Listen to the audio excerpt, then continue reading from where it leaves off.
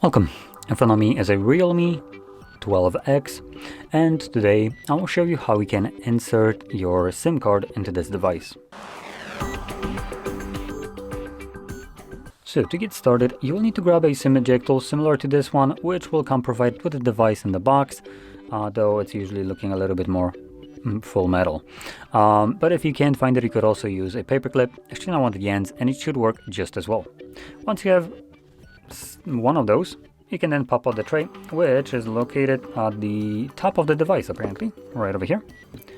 So grabbing the little tool, you will have the cutout and that cut out the tiny little insert area. Place your pin in there and then push it in. There we go.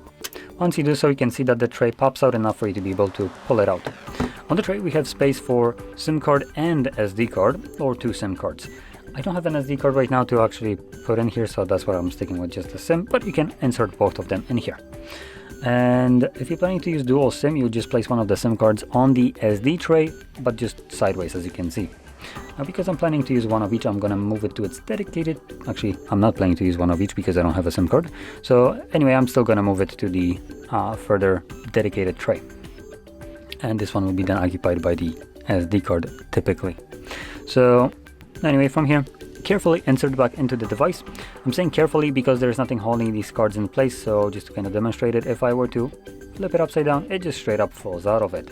There's no retention like plastic in there that will hold the cards in place, so be careful.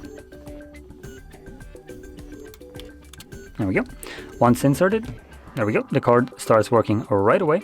So it's telling me right now to insert my SIM card pin. There we go. That unlocks the card and it's now ready to go. So with that being said, if you found this very helpful, don't forget to hit like, subscribe, and thanks for watching.